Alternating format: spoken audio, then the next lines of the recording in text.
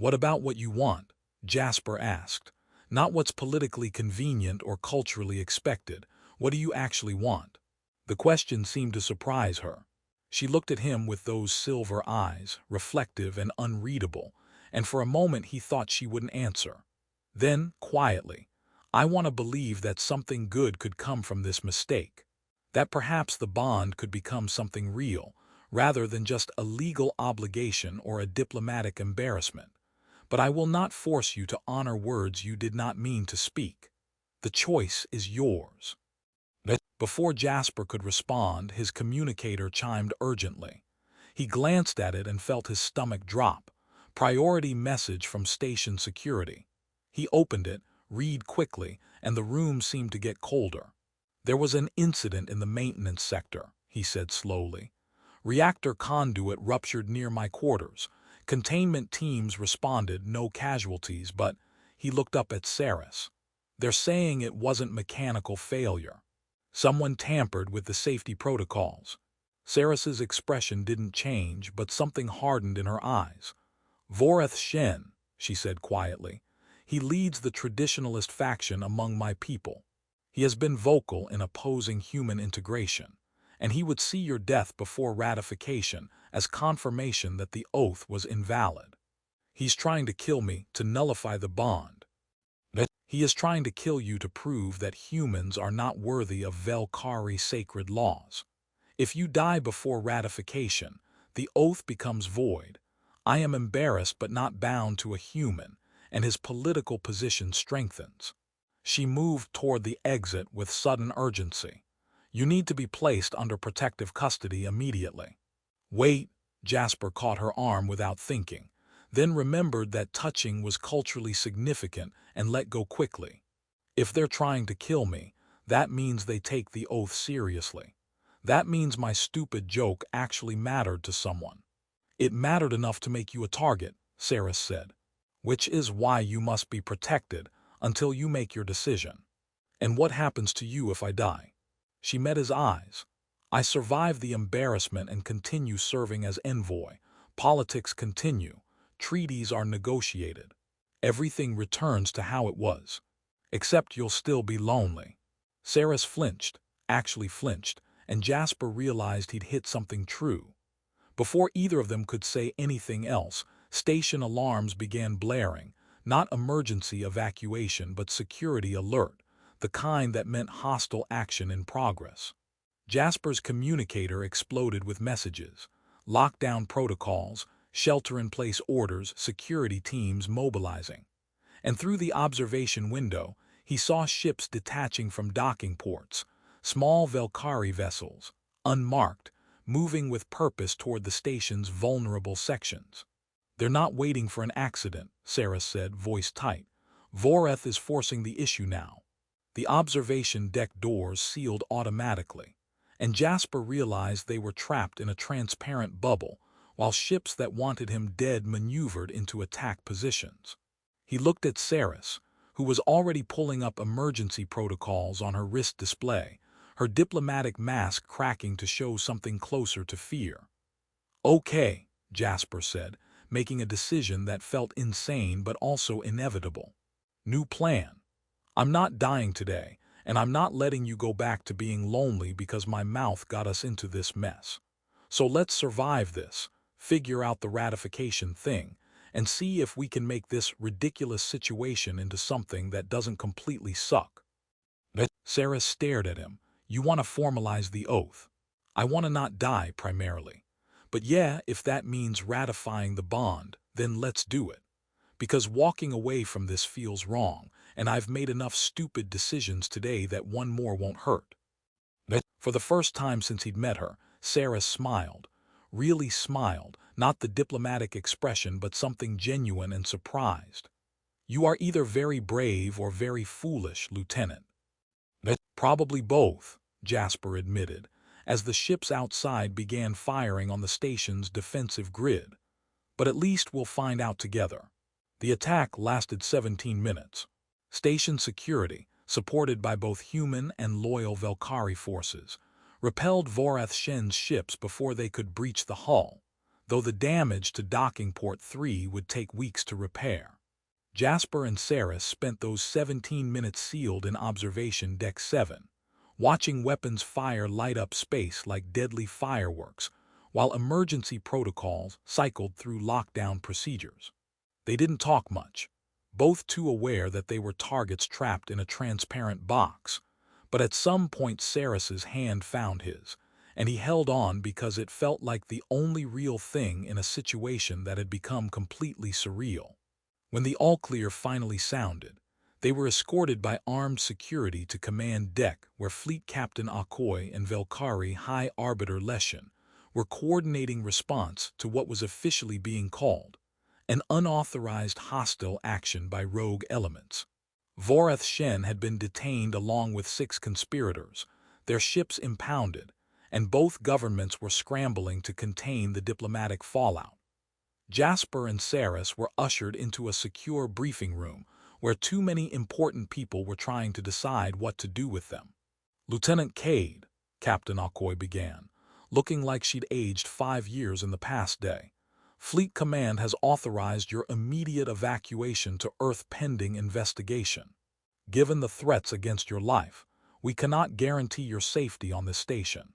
"High Envoy Saris," Arbiter Leshen said in the formal Vex'hara style, "the Council requests you return to the homeworld to address concerns about the validity of the Consort's oath invoked under circumstances of cultural misunderstanding." Both of them speaking at once, both trying to separate them, both trying to make the problem go away by removing the people involved. Jasper felt Saris tense beside him, saw her preparing to accept whatever her superiors decided because that's what good diplomats did.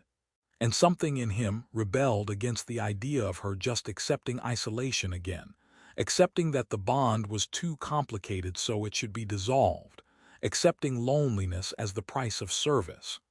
"No," Jasper said clearly. Everyone in the room turned to look at him. Captain Akoy's expression suggested he just made a terrible career decision. "Lieutenant, this is not." "Respectfully, Captain, with all due respect to both governments, no." Jasper stood, which felt dramatic but also necessary. "I invoked the Consort's oath. Envoy Saris accepted it. Under Vex'hara law, that bond exists regardless of intent or convenience. And I'm not walking away from it because it's politically complicated or because someone tried to kill me." He looked at Saris, who was staring at him with wide silver eyes. "I'm formally requesting to proceed with ratification. If that's still what you want." The room erupted into overlapping objections. Captain Akoy arguing about regulations, human diplomats warning about precedent, Vex'hara officials debating the propriety of ratifying under duress. But Arbiter Leshen raised one hand and silence fell immediately. "High Envoy Saris," the Arbiter said, voice carefully neutral, "does Lieutenant Cade speak your will in this matter?" Saris stood slowly. She looked at Jasper with an expression he couldn't quite read, surprise, gratitude, something that might have been hope. Then she turned to face the Arbiter with full diplomatic authority. "He does, Arbiter. I wish to proceed with ratification." "You understand this will be politically contentious," Leshen said. "The traditionalists will argue that a human cannot honor Vex'hara's sacred law. The progressives will argue that this proves our laws are outdated. Your reputation will be questioned. Your service will be scrutinized. I understand, Arbiter. I accept these consequences." Saris's voice didn't waver. "I invoked the Consort's oath in good faith when Lieutenant Cade spoke words that offered partnership. I will not dishonor my own acceptance by treating it as a mistake to be corrected." The Arbiter studied her for a long moment, then nodded slowly. "Very well. The ratification ceremony will be scheduled within the required timeframe. Both governments will witness. Let it be recorded that High Envoy Saris Hallion and Lieutenant Jasper Cade proceed with formalization of the Consort's oath under full legal recognition." Captain Akoy looked like she wanted to argue further, but Fleet Command had apparently decided that supporting the bond was less diplomatically damaging than opposing it. Lieutenant Cade will be granted extended diplomatic leave to fulfill the requirements of Vex'hara law. Understood. Yes, Captain. Jasper tried not to sound too surprised that this was actually happening. The briefing dissolved into logistics, ceremony details, security protocols, messages to send to both governments' leadership. Jasper and Saris were assigned shared quarters under protective custody, which meant they had armed guards and limited privacy, but at least weren't being separated. As the officials filed out, still debating protocol and precedent, Jasper found himself alone with Saris in the hallway outside the briefing room. "You didn't have to do that," she said quietly. "I know, but it felt wrong to walk away." He managed a smile. "Plus, getting shot at puts things in perspective. If someone's willing to kill me over this bond, it must actually mean something. It means you've just committed yourself to learning an entire culture's worth of customs, attending formal ceremonies where you will be expected to demonstrate knowledge you don't possess, and spending significant time with someone you barely know." But her voice held warmth beneath the warning. "Are you certain this is what you want?" "No," Jasper admitted honestly. "But I'm certain that letting you face this alone would bother me more than any diplomatic ceremony. So I guess we figure it out together." Saris looked at him for a long moment, those silver eyes searching his face like she was trying to solve an equation that didn't balance. Then slowly, deliberately, she placed her hand over his, a human gesture, not Vex'hara, which made it feel more meaningful somehow. "Thank you, Jasper Cade, for seeing me when others look through me. You made that pretty easy by accepting my dumb joke as sacred law," Jasper replied, and was rewarded with that rare, genuine smile. They were escorted to their assigned quarters by security personnel who looked simultaneously alert and uncomfortable with the whole situation. The quarters were standard diplomatic housing, larger than military berths, furnished with adaptations for both human and Vex'hara preferences. Two separate sleeping areas connected by a common space, which Jasper appreciated because jumping straight into shared bedrooms felt like skipping several steps. Over the next 48 hours, they existed in a strange limbo. Both governments wanted the ratification ceremony to proceed smoothly, which meant Jasper received intensive cultural training from a series of patient tutors who taught him greetings, formal address, and the specific vows he would need to speak. Saris, meanwhile, faced her own challenges, responding to messages from Vex'hara officials who ranged from supportive to openly hostile, preparing statements for the council, and explaining to Jasper the nuances of what he was agreeing to. "The consort's oath doesn't just bind us legally," she explained one evening, as they reviewed ceremony protocols in their shared quarters. "It establishes social obligations. You become part of my familial network, responsible for upholding my honor and representing me in contexts where I cannot be present. I become responsible for your well-being and integration into Vex'hara society." "So basically we become each other's problem," Jasper summarized. "Essentially." She almost smiled, though the traditional phrasing is more poetic. Everything Vex'hara is more poetic. You have 6 different words for starlight, and I still can't figure out when to use which one. Context determines usage.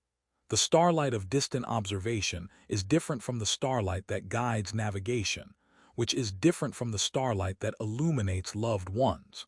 She paused. The language assumes that the same phenomenon changes based on relationship and meaning. "That's actually kind of beautiful," Jasper said, "and also incredibly complicated. Most beautiful things are." They fell into rhythms, eating meals together while discussing cultural differences, Saris teaching him Vex'hara concepts that didn't translate cleanly to English, Jasper sharing stories about Earth and human colonies that made her ask questions he'd never considered. He learned she played an instrument that sounded like crystalline wind chimes, and that she'd never seen an ocean despite spending years negotiating with humans who came from water-rich worlds. She learned that he joined the fleet because staying on Earth after his father died felt like drowning in memories, and that humor was how he processed things too big to handle directly. The assassination attempt had rattled them both more than either admitted initially. Security was tight, but the knowledge that people wanted Jasper dead simply for accepting a bond made every shared meal, every quiet conversation feel both precious and precarious. And slowly, something shifted between them, from strangers bound by accident to two people genuinely curious about each other, genuinely willing to try making something work. The ratification ceremony was scheduled for dawn, station time, in the main assembly hall that could accommodate both human and Vex'hara attendees. Jasper spent the night before barely sleeping, running through the vows in his head, trying not to think about how many ways he could accidentally insult an entire species through mispronunciation. Saris, in her separate sleeping area, was presumably doing the same, though when they met for breakfast neither mentioned the nerves humming through the quarters like background radiation. "Ready?"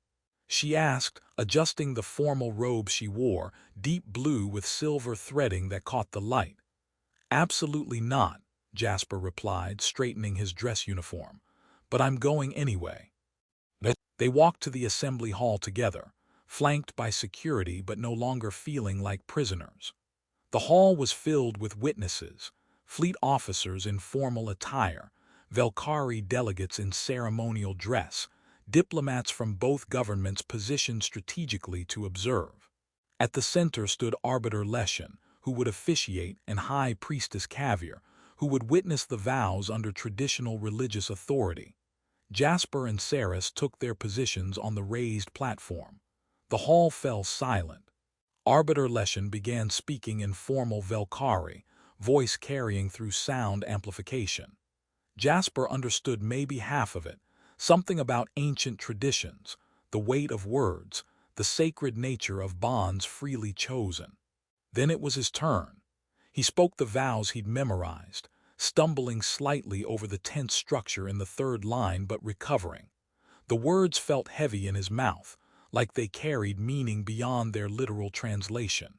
He was promising partnership, honor, mutual responsibility, things that would have seemed abstract a week ago, but felt increasingly real as he looked at Saris standing across from him, her silver eyes steady on his. Saris responded with the traditional acceptance, her voice clear and unwavering. She was promising reciprocity, protection, integration, binding herself to him as thoroughly as he was binding himself to her.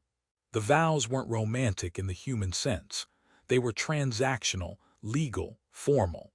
But beneath the formality, Jasper heard something genuine, a woman choosing to honor a bond that had started as accident but was becoming something chosen.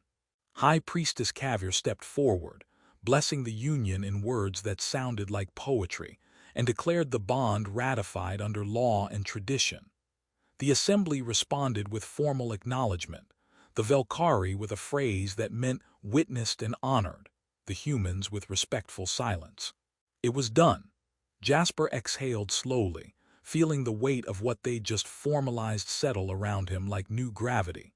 Saris was looking at him with an expression that mixed relief and cautious hope, and without thinking too hard about protocol, he reached out and took her hand. She squeezed back. The reception afterward was mercifully brief, formal congratulations from officials who looked anywhere from supportive to deeply skeptical, statements to record keepers, messages from Fleet Command and the Vex'hara Council acknowledging the ratification. Voreth Shen and his co-conspirators were being processed through legal channels, facing charges that ranged from attempted murder to violating sacred law. The attack had backfired spectacularly. Instead of nullifying the bond, it had fast-tracked the ratification and given both governments reason to unite against traditionalist extremism. Finally, they were released back to their quarters, exhausted and officially bound under interstellar law. "So," Jasper said, collapsing onto the common room seating with all the grace of someone who'd been standing in formal ceremony for 3 hours. "We're married, sort of, under Vex'hara law at least." "Consorts," Saris corrected, sitting more gracefully beside him. The distinction matters in formal contexts, though functionally it's similar to human marriage. Right, consorts? That'll take some getting used to. He looked at her. How are you feeling about all this? She considered the question seriously. Uncertain, hopeful, aware that we've committed to something neither of us fully understands yet. She paused. Grateful that you chose to honor the bond rather than walk away. I'm not great at walking away from things, Jasper admitted. It's a character flaw that keeps getting me into situations I'm completely unprepared for. Perhaps, Sarah said, and something in her expression softened. Or perhaps it's the characteristic that brought us together. You don't walk away from people who need help, even when helping them creates complications you didn't anticipate. You needed help. I needed someone to see me as more than a function. You did that, however, accidentally. She looked down at their still joined hands. I don't know if this bond will become something lasting, Jasper. Our cultures are different. Our expectations don't align. There will be challenges neither of us can predict, but I'm willing to try if you are. Jasper thought about his father, who'd always said that the best decisions were the ones you made when you didn't know all the variables but chose to act anyway, because inaction was worse. He thought about the week he'd had, from dumb joke to assassination attempt to formal ceremony, and how none of it made sense but all of it had led here, to sitting beside someone who was choosing to trust him despite having every reason not to. I'm definitely willing to try, he said. Though I'm going to need help. I still can't pronounce half the vows correctly. I have no idea what the social obligations actually entail, and I'm pretty sure I'm going to accidentally insult someone important within the next week. Sarah actually laughed, quiet and genuine, the sound warming something in the space between them. I'll help. We'll learn together. And when you inevitably say something inappropriate at a diplomatic function, I'll translate it into something less offensive. That's true partnership right there. That's survival, she corrected, but she was smiling. They sat together in the quiet of their shared quarters, hands still joined, two people from different worlds who'd been accidentally bound by a joke and deliberately bound by choice, uncertain of what came next but willing to face it together. Outside, the station continued its orbital path through space, neutral ground where human and Vex'hara tried to prove that cooperation was possible. Inside, two unlikely consorts began the harder work of proving that understanding could exist even when everything seemed set up to keep people apart. Jasper couldn't promise it would